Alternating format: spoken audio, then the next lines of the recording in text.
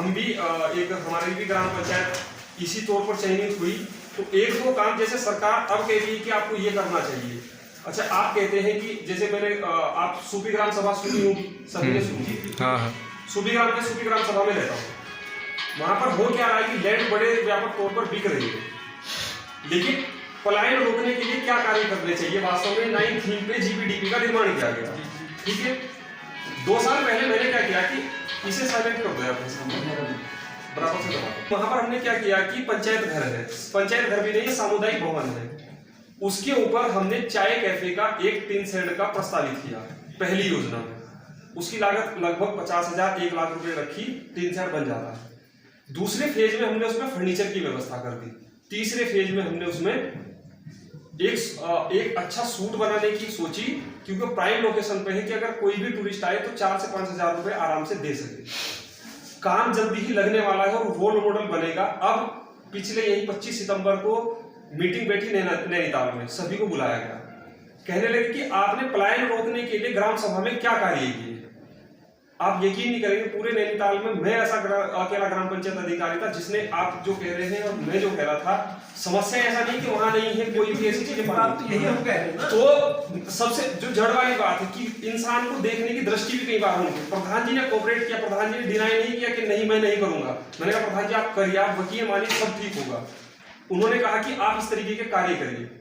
मैंने जब कहा, मैंने कहा सर ये हम कार्य पिछली जो जीपीडीपी ग्राम पंचायत विकास योजना जो हमने बनाई, जीपीडीपी कहते ग्राम सभा की, क्योंकि बजट की बहुत ज्यादा उपलब्धता नहीं होती, तो जब हमने उसमें रखा वो चीज बताई तो वो आज सोच रहे थे, उसे 2 साल पहले हम कर चुके थे ग्राम सभा।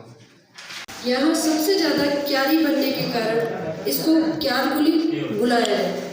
यही वजह है कि यहाँ का नाम क्यारकुली भट्टा पड़ा। आज ये गांव एक स्मार्ट विलेज की तरह दिखने लगा है। यहाँ पर शहर जो ये है, जो अभी भी गांव है, तो वो इस टाइप के गांव हुआ करते थे। लेकिन वहाँ की जो ग्राम प्रधान थी, हमारी महिला ग्राम प्रधान है, उनके अथक प्रयासों से उन्होंने ऐसी योजनाएं, ये सुविधाएं करी जो हमारा वो गांव आज स्मार्ट विलेज बन गया।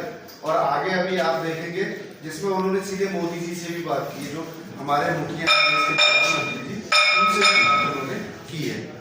ऐसी संतुष्ट दिखते हैं। जो हमारा मसूरी क्यारकुली भट्टा गाँव है, वो निश्चित रूप से कई मायनों में मार्गदर्शक बन सकता है सभी के लिए।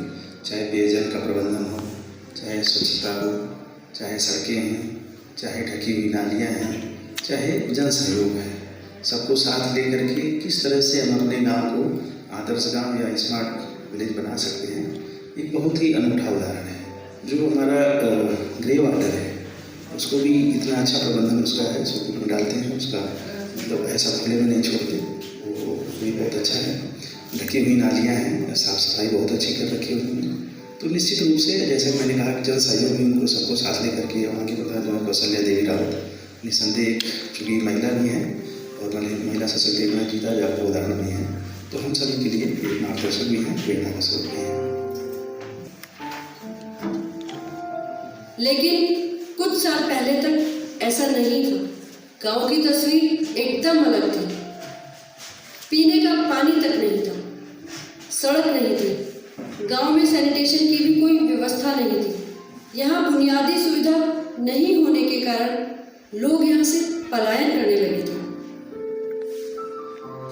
नमस्कार, मेरा नाम स्मिता थाली है। जब से हमारे गांव में ग्राम प्रधान कौशल्या रावत जी, पहले तो लेडीज़ है, लेकिन उन्होंने हमारे गांव की काफ़ी तस्वीर को चेंज किया है। काफ़ी चीज़ें हमारे गांव में चेंज हुई है जो पहले नहीं था। हमारे यहाँ पहले बहुत खुली नालियाँ थी, गंदगी बहुत ज़्यादा थी और मच्छर भी बहुत हुआ करते थे। मेरा नाम इंदा रावत है, मेरे गांव का नाम क्यारकुली है और हमारे यहाँ पे पहले पानी की बड़ी दिक्कत थी। हम जिस वजह से मतलब अपना घर नहीं बना पाए, और हमारे कौशल्या रावत प्रधान जी की वजह से हमारे जहाँ पे हमने घर बनाने की सोची, वहाँ पे पहले पानी नहीं था। मेरे ससुर जी भी रहते थे, उनकी छप्पर भी थी पर पानी था ही नहीं। तो अब वहाँ पे पानी आ गया है और मैं इसलिए प्रधान जी के लिए बहुत बहुत धन्यवाद देती हूँ। लेकिन अब गांव की स्थिति एकदम बदल गई है। यहाँ हर घर में नल है, सीवर लाइन और ग्रे वाटर मैनेजमेंट को लेकर विशेष कार्य किए जा रहे हैं। गांव में फील्ड, जिम और पंचायती घर का रेनोवेशन कर इसको आपने देख तो वो क्या करते हैं कि इसमें टेलीविजन में देख के और पिक्चर देख के कि हम जिम जाएंगे, शरीर बनाएंगे, बॉडी बनाएंगे। हमारे पहाड़ में तो वैसे ही अगर आप चीज का एहसास ना हो, कमी खले ना कि वो शहर की तरफ भागे ना, तो उन्होंने जिम की व्यवस्था भी वहाँ पे करा दी। मॉडल विलेज बनाया जा रहा है। इसके साथ ही ये उत्तराखंड का पहला स्मार्ट विलेज बनने जा रहा है। जल जीवन मिशन के तहत संपूर्ण ग्राम पंचायत में पानी पहुंचाने को लेकर प्रधानमंत्री नरेंद्र मोदी जी भी यहाँ की सराहना कर चुके हैं। कौशल्या जी, आप अपने गांव की पानी समिति आपके बढ़ते होंगे, क्या बताए? जी माननीय प्रधानमंत्री जी, मेरी ग्राम पंचायत में 7 लोग हैं जिसमें 366 परिवार है। तो इनमें पानी की पहले बहुत दिक्कत थी, लेकिन जिसके में महिलाएं और बच्चे पानी ढूंढकर घर तक लाते थे, लेकिन जल जीवन मिशन के तहत अब ये दिक्कत कम हुई है। जी माननीय प्रधानमंत्री जी, सभी घरों में पानी है। अच्छा, मैं हमेशा कहता हूँ कि पहाड़ का पानी और पहाड़ की जवानी पहाड़ के काम नहीं आती। अब आपने कमाल कर दिया है। गांव में पहले पानी की वजह से पलायन की स्थिति थी, सब जवान लोग चले जाते थे। अब क्या स्थिति है?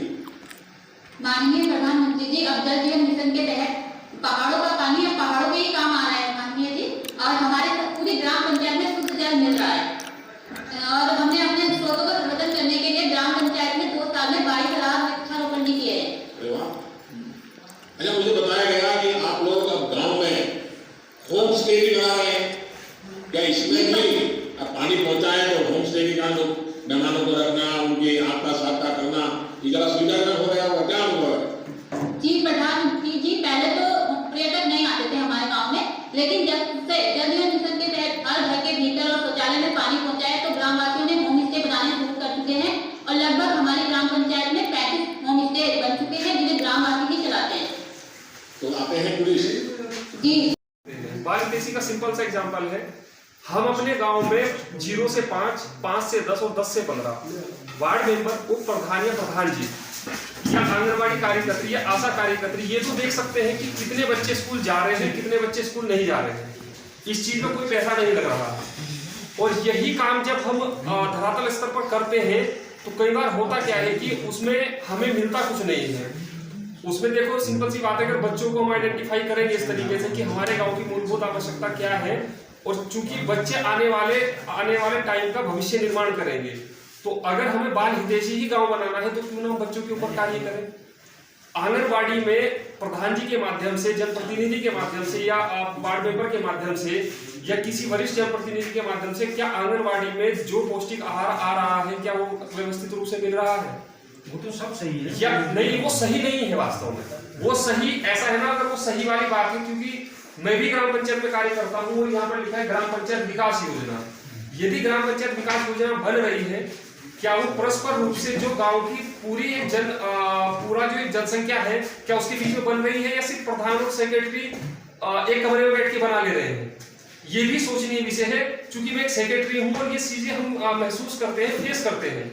लेकिन कई बार होता क्या है कि प्रधान जी के सामने भी कई सारी मजबूरियां होती हैं, उन्हें भी बहुत सारी चीजें फुलफिल करनी होती है, और उसके तौर पर एक विशेषज्ञ जैसे कि हम कह लो कि ये इसीलिए तैनात किए जाते हैं कि कहीं ना कहीं उस चीज को वो इक्वली वितरण कर सके।